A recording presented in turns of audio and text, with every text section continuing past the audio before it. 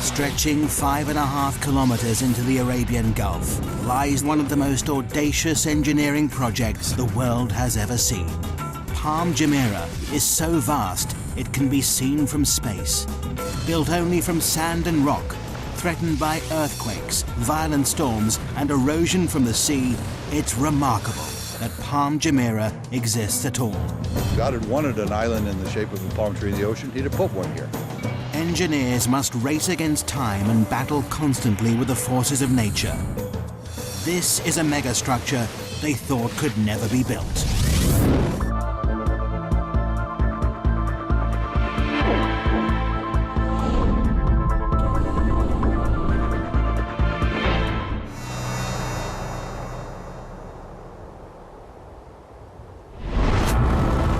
August 2001. The Arabian Gulf is a massive activity.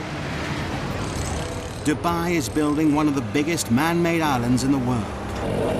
Engineers have a daunting task ahead of them because this is a construction like no other. All structures stand in defiance of nature.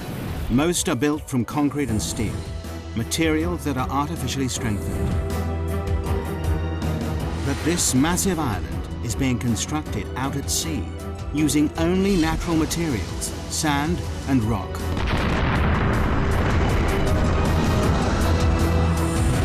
And both start eroding the moment they hit the water.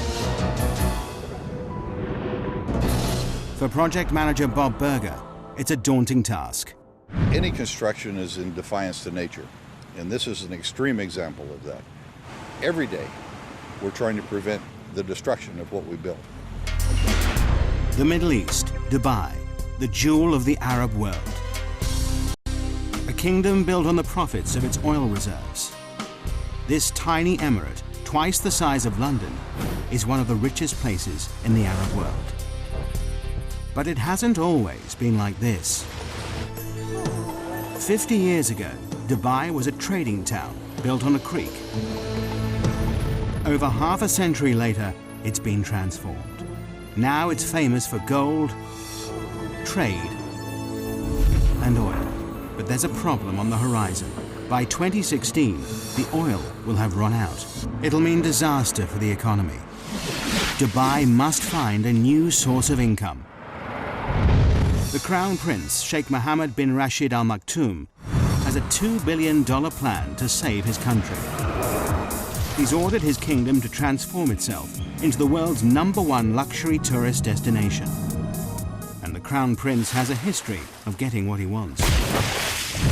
To put Dubai on the map, he's already built one of the most luxurious hotels in the world, the Burj Al Arab, created top-class golf and race courses, and is planning the world's tallest building.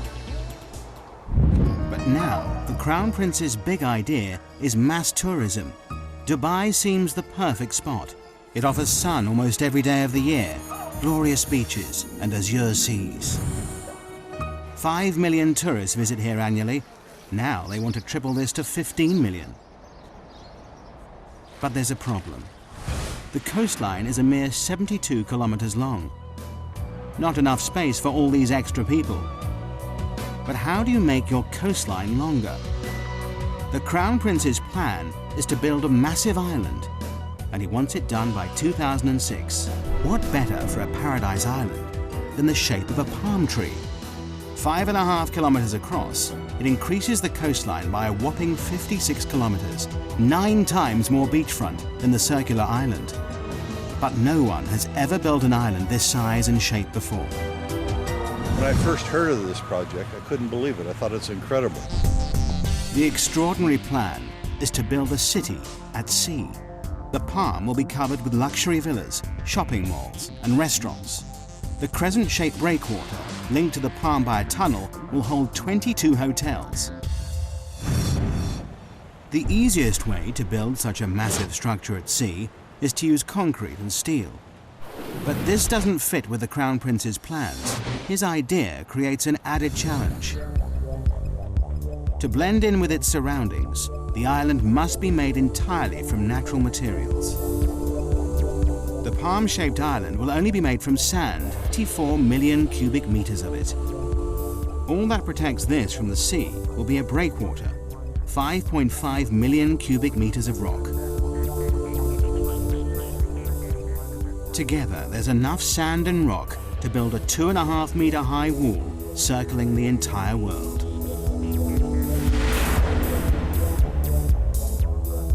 This may be the only place in the world where something like this could be done, to have the vision and then the courage to carry it through. To make this audacious plan a reality, Dubai needs the best engineers on the planet. A worldwide search leads to Northern Europe and Holland.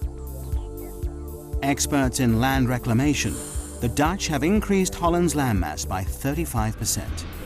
The Dutch team are immediately booked for the job.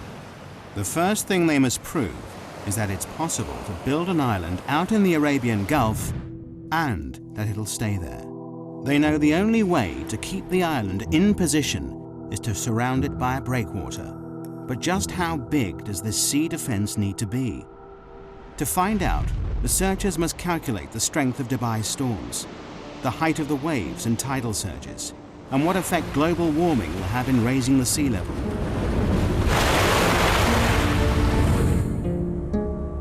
The biggest fear for all coastal engineers are massive freak waves.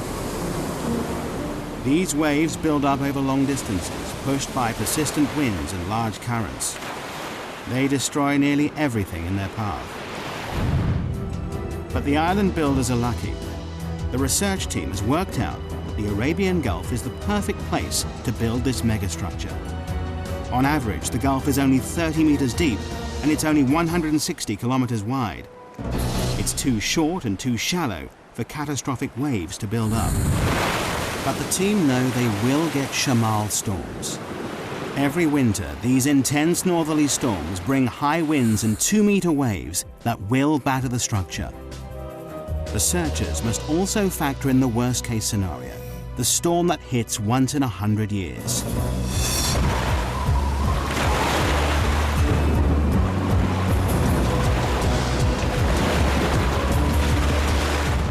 The team do the final calculations. To protect this fragile island, the breakwater must be at least 3 meters high above the waves and 11.5 kilometers long. But just when the engineers thought they were ahead, they're given another challenge. The developers in charge of this megastructure want to start construction immediately, before the research is complete. It's a huge gamble that could come back to bite them. If they haven't got it right, the whole structure might be washed away. August 2001, the breakwater construction team take to the sea. They've only 2 years to build this massive 11.5 kilometer sea wall. But just as they get started, disaster strikes. September the 11th, 2001. The World Trade Center in New York is attacked in a brutal act of terrorism. Overnight, tourism to the Middle East stops. But work has already started on the Palm Island. Will millions of dollars and months of research all be in vain? September 2001. In the wake of terrorist attacks in the United States, travel abroad halts abruptly. Fear and panic spread.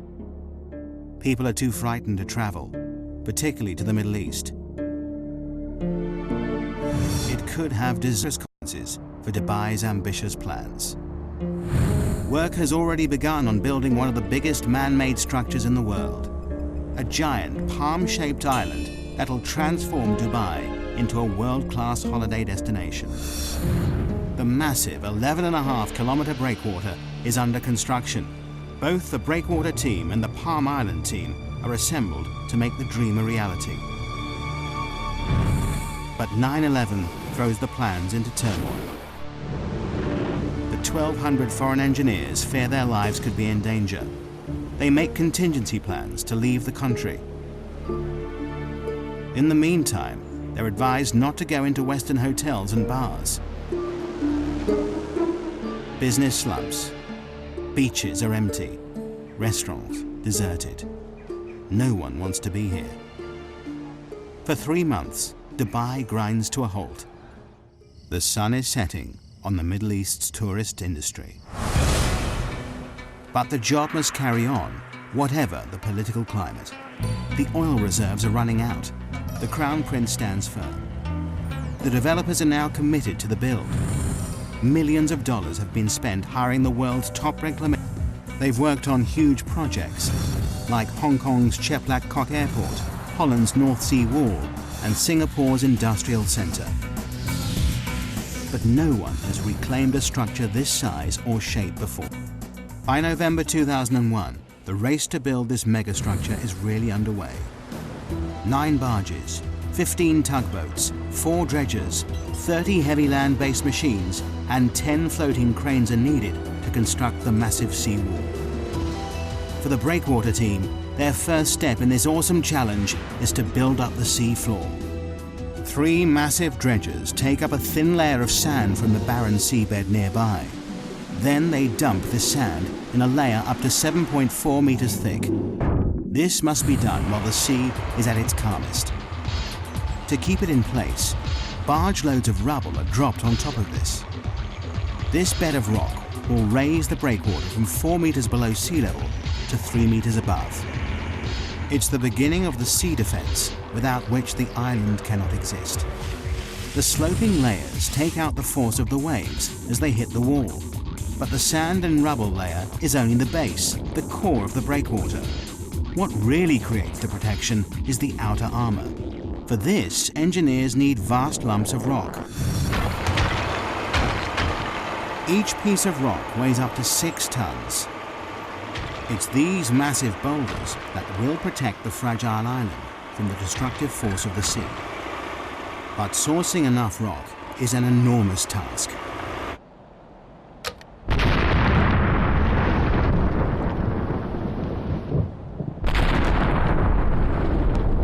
Excavation teams spring into action in 16 quarries across the United Arab Emirates.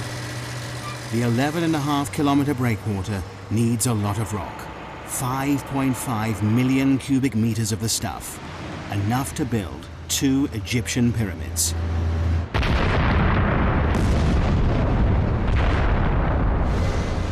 Rock is blasted out of the mountains night and day. Loaded onto dozens of lorries, it begins the arduous journey to the coast. Here, the rocks are immediately piled onto barges and shipped straight to the construction site. It takes less than 24 hours for each rock to travel from quarry to breakwater. 24/7, this floating conveyor belt delivers up to 40,000 tons of rock per day, nearly the same weight as 2 aircraft carriers. The density, size, strength, and permeability of each boulder is crucial. This stone wall must last for centuries. There's no concrete or steel holding these rocks in place.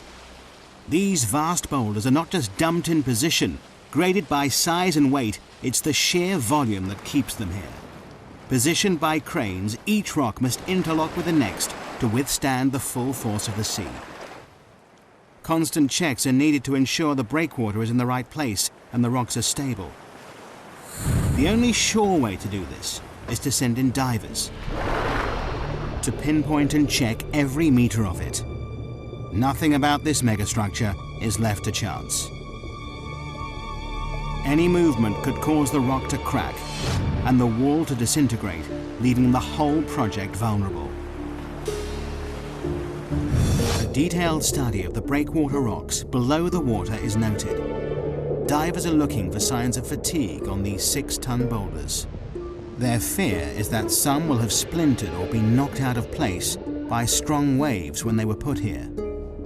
Every 27 meters, a diver surfaces to record the location of the rocks they're checking. The reading is taken from a man based on land. But so far, this section of the breakwater stands firm. January 2002. 6 months after work began, a large section of breakwater stands proud 4.5 kilometers out at sea. For everyone involved, it's an exciting time as the dream becomes reality. When the first breakwater came up, of course, we all went out there. We had to stand on it. This tiny little precipice of rock in the middle of the ocean, and look back at Dubai and say that this is the beginnings of our job. It's a momentous achievement for the team, but there's still over 10 kilometers of this vast sea wall to build. The engineers are jubilant, but their happiness is short-lived. Winter is closing in. With a schedule of only 2 years to complete the breakwater, the last thing anyone needs is a delay. Winter in the Middle East brings shamals, great storms with winds of up to 56 kilometers per hour. Wind shifts are sudden, whipping up the sea, bringing torrential rain, violent thunderstorms, or blinding dust storms. On land, little can move. Out at sea, things are even worse. Massive waves batter the boats that need dead calm water to place the sand and rock with pinpoint accuracy. We had to seek shelter in the very little shelter that we had built. Engineers planned for the bad weather, but the storms of March 2002 are worse than they feared. Everybody crowding around trying to protect themselves from the storms. The boats find shelter, but more worryingly, will the breakwater hold? It's a nail-biting time. Over the next 3 weeks, the storms are relentless. All the engineers can do is watch and wait. The breakwater stands firm, but the schedule is slipping. The construction team is 3 weeks behind, and the pressure is immense. Every second counts. It's vital that the fragile sand island has protection. Only when a 550-meter-long section of breakwater is built can the Palm Island begin to rise above the sea. But the schedule is desperately tight. The entire megastructure must be complete by 2006. They have 2.5 years to create the island and breakwater, and just 2 years to build the city on it. The only way to meet the deadline is for both the breakwater and the island to be built at the same time. It's not an ideal situation. It will mean that throughout the build, the Palm Island will have the bare minction from the sea, but the engineers have no choice. The deadline is set. While the second team, building the island, wait for the protective breakwater to be built, they keep ahead of schedule by laying the sand foundations below sea level. But now, 8 months after construction began, they are desperate to break the surface. Finally, April 2002, the first 550-meter section of the breakwater rises 3 meters above the sea. At last, the builders of the Palm can step up the action and bring the island above sea level for the first time. To complete this massive island, Team 2 has the awesome task of finding 94 million cubic meters of sand to create their island, enough to cover the whole of Manhattan 1 meter deep. It's an enormous job in itself, but finding the right sand is an added headache. Dubai has more sand than it could ever need, but there's a problem. Desert sand is the wrong material for the job. It's too fine. The particles won't cling together. It means that the vast sand island would simply wash away. The engineers must look elsewhere.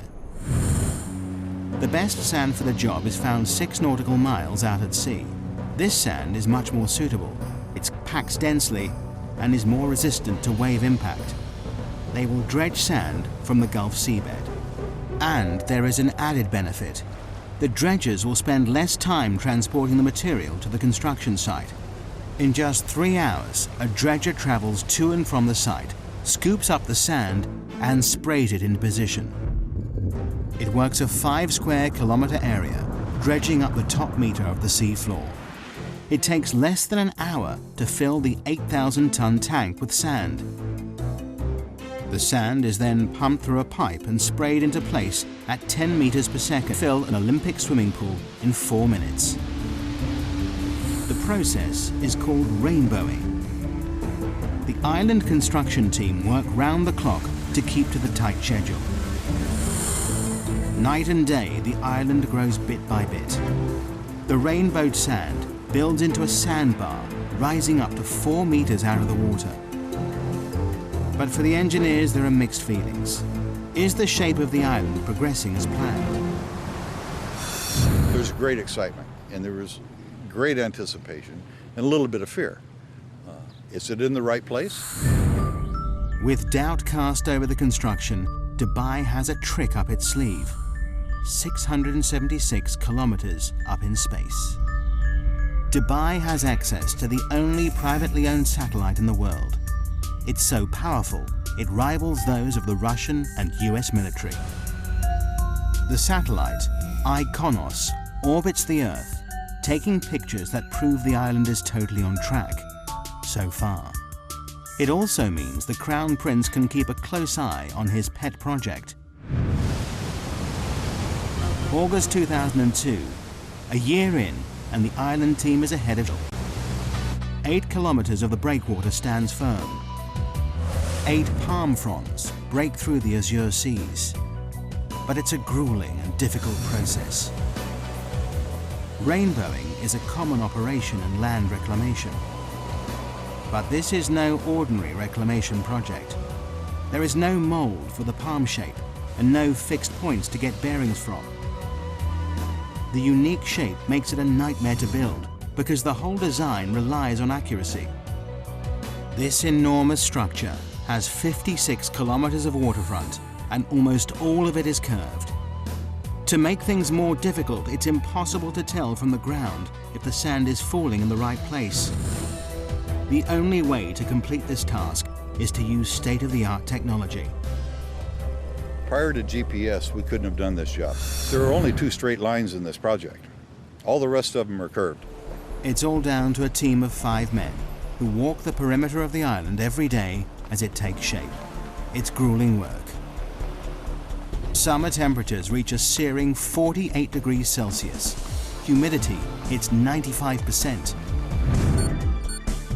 With heavy packs strapped to their backs, these mobile receivers create a grid reference for the island. Receiving signals from space and a fixed position on land, the height and position of the sandbars is recorded. With these coordinates, dredgers can sail into the exact position and rainbow the sand with pinpoint accuracy.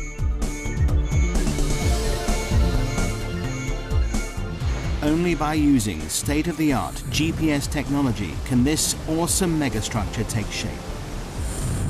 As the world watches, the Palm Island becomes a reality. At the same time, faith in this tiny emirate is restored. Post 9/11, Dubai emerges as a safe haven in the Middle East. The beaches fill up again. Business resumes. The Crown Prince's gamble to continue construction has paid off. But there is still a deadline to meet.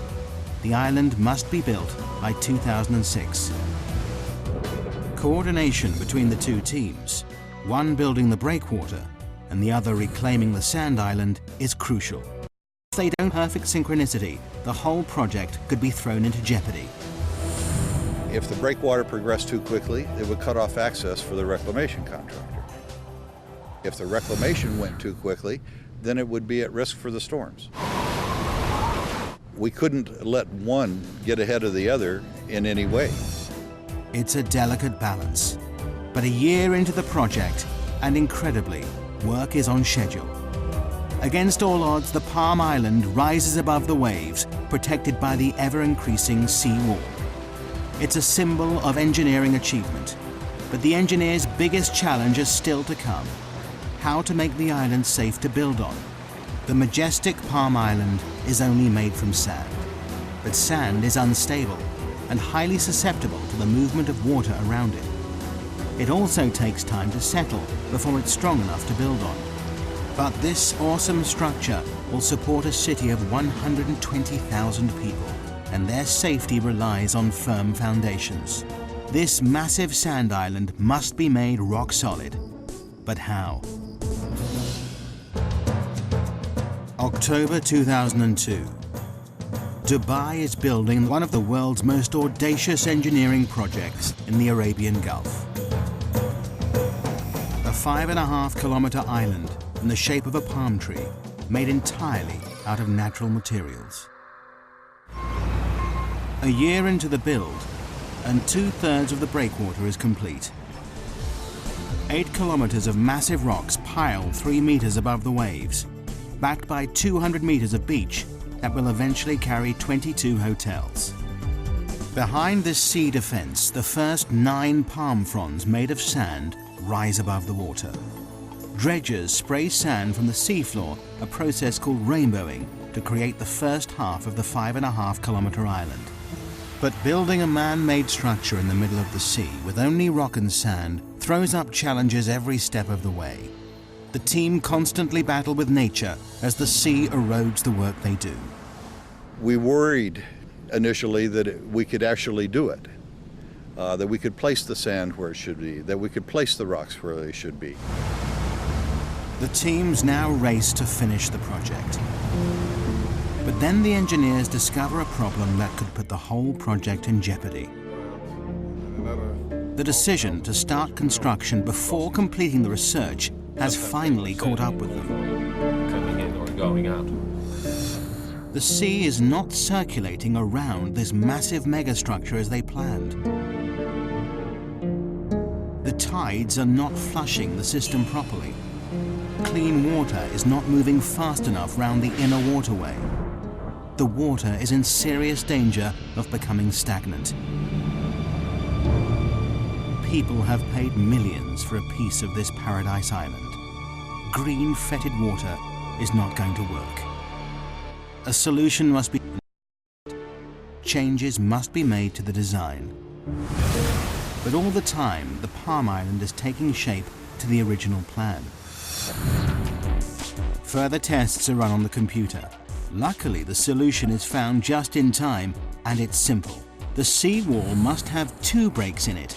2 4-lane bridges link the sections of the breakwater. These 2 openings mean enough fresh-flowing water can get into the system. Twice a day, the tide enters the structure, pushing clean water around the fronds. Over 2 weeks, the entire waterway is replenished. But there is air it may return. Environmentalists now test the water every day to check that the system is working. The return of algae and stagnant water is something they can't allow. With the water quality assured, the project is back on track. Teams race to finish the structure. 7 dredgers rainbow the sand, creating the last few palm fronds. Floating cranes lift the final rocks into place. By August 2003, the breakwater is complete. An awesome 5.5 million cubic meters of rock now holds back the full force of the sea. 2 months later, in October, the island reclamation is finished. 94 million cubic meters of sand have been pumped into the Arabian Gulf to create the perfect palm shape. In just over 2 years, the Palm Island has finally risen from the sea. The deadline has been met just on time, and Phase 1 of this monumental engineering challenge has been accomplished. There is still a very long way to go. Phase 1 is only the completion of the foundations. Now to fulfill the Crown Prince's dream. 4,500 houses and apartments, hotels and shopping malls must be built along the waterfront. This sand island must support an entire city. But here lies the next major problem. Sand is not easy to build on. Because the sand has been sprayed into position, it's loose and uncompacted. We get the material for the islands dredged from the seabed, which means that all the fine materials are already cleansed from the sands. You can drive on it within a couple hours after you reclaim it. However, it's not satisfactory to build on. But a strong base is vital to support this city at sea. Before construction can start, engineers must find a way to compact the sand to make it firm. In theory, the idea is simple. All we have to do then is compress the top layer. As you can see, when you press down, very little displacement, except straight down, nothing to the side. That gives us a firm surface to build on. But in reality, the engineers are working with an area spread over 5 square kilometers. Over time, the sand will compact naturally, but this will take years. And time is something the engineers don't have. Construction of the infrastructure must start immediately. As if the schedule wasn't pressure enough, there is another, more important reason why the foundations of the city must be made extra strong. Dubai sits just on the edge of a major earthquake zone. Bam, Iran, north of the Arabian Gulf. 5:26 a.m., 26th of December 2003. The town is hit by a quake measuring a massive 6.6 on the Richter scale. In minutes, 60% of the buildings are leveled, 43,000 are dead, 20,000 injured, and 60,000 are homeless. Following this, multiple quakes hit Dubai 480 kilometers across the Arabian Gulf. It's a wake-up call to the Palm Island project. If the epicenter hit Dubai, it could spell disaster. Should an earthquake come through the area, the sand might lose its cohesiveness down deep. The reclamation process piles sand one grain upon another. If we put the ocean around it, you see the island. However, the lateral forces of an earthquake can make the island disappear. This terrifying phenomenon is called liquefaction. It happens when a quake shakes the Earth's surface, causing sand particles to move. As the sand compacts, it pushes the water between the particles upwards, making the ground liquefy. It means the island would sink back into the sea. The team work out they need to compact a layer of sand 12 meters deep, too deep to compact by normal road roller. The only solution is a process called vibrocompaction. January 2004. 15 machines work around the clock to firm up the land. Probes drill over 200,000 holes into the ground across the surface of the island. High-pressure water and air drives each probe deep into the earth. This shaft then vibrates, shaking the ground around it. The earth is compacted. It's a tried and tested formula. As the sand compacts and sinks, more sand is poured in until the area around the probes is rock solid. It takes the team 8 months to stabilize the 17 palm fronds, but it has to be done to ensure the safety of 120,000 people who will live and work here. March 2004, 2.5 years into the project, and Palm Jumeirah is ready to become a building site. Now thousands of trucks and cranes, tons of supplies, and 2,000 laborers descend on the island.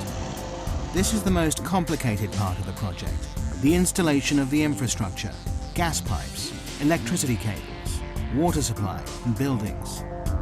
They're building an entire city out at sea in just 2 years. Nothing like this has ever been attempted before. For project manager Scott Hutchinson, building the apartments is a massive logistical nightmare.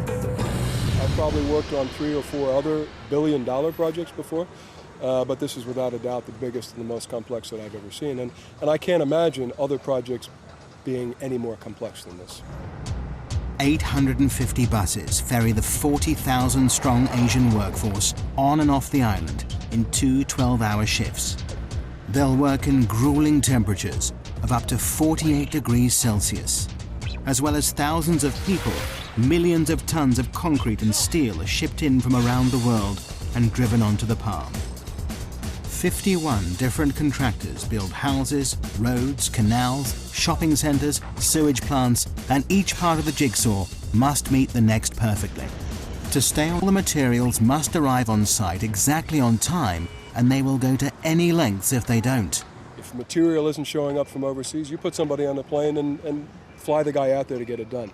You don't wait, you don't sort of react, you just get out there and try and be proactive, because otherwise a job this size never gets done. Supply is not the only problem. Installation of the utilities and pipelines is a massive headache. Miles and miles of gas and water pipelines need to be laid across many different parts of the construction site. Munir Haidar, head of the technical team, knows that on a job this size, a good plan is vital. It's not that there is no plan, there is a plan, but you have to monitor and adjust this plan on a daily basis because it changes every day. Since the island's launch in 2001, it's changed beyond recognition. Originally, Palm Jumeirah was designed to house and service 60,000 people. But by 2004, developers realized the public loved the idea so much, they doubled the capacity. Everybody's changing their requirements and you have to learn to react very quickly to that. And in Dubai, things move quickly. The pressure is on. When the Palm was first released to the public, all the houses sold in 3 days. The most expensive go for $1.2 million. David Beckham and the England football team are amongst the owners. Now, 3 years on, the residents want to move in. There are over 1,800 villas to build on the palm fronds. The delivery date looms nearer, and many of the houses are still at ground level. The schedule is slipping, but the Crown Prince has promised the world a luxury location by 2006. The deadline must be met.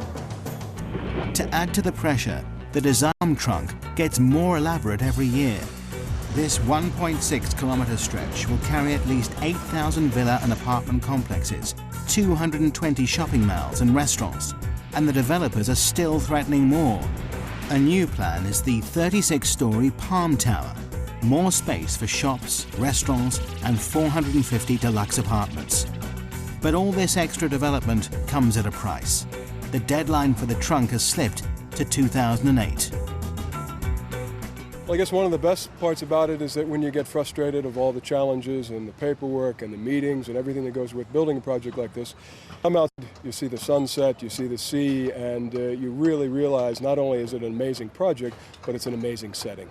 But this awesome setting creates hidden problems for the engineers. With Phase 1 complete, the island reclaimed, the Palm now faces its biggest enemy, the environment.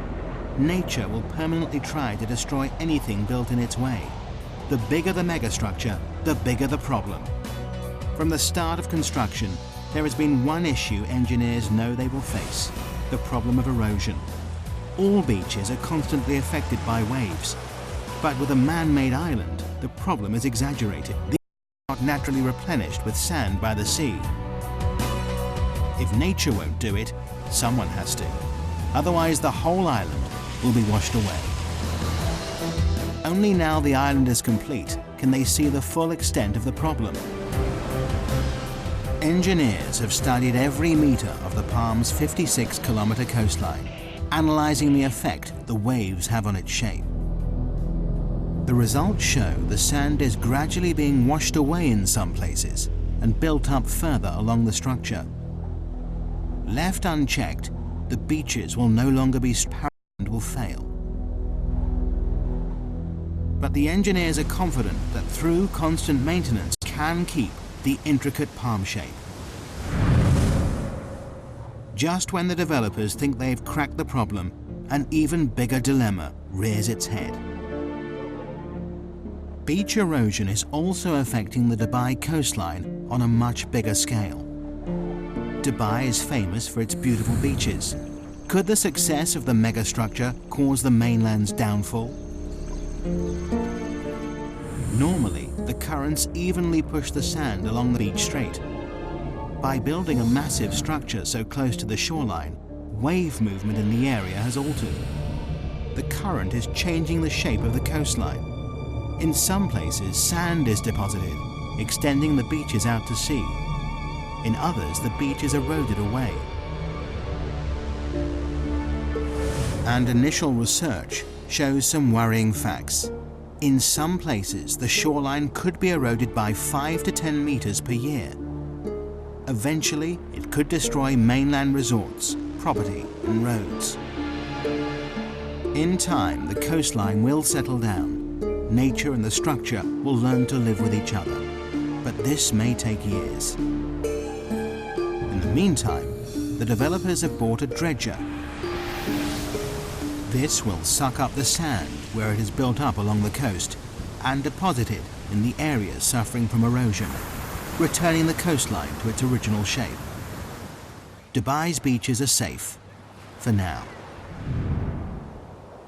The engineers are constantly working out how to tame nature's forces. The erosion problem is under control.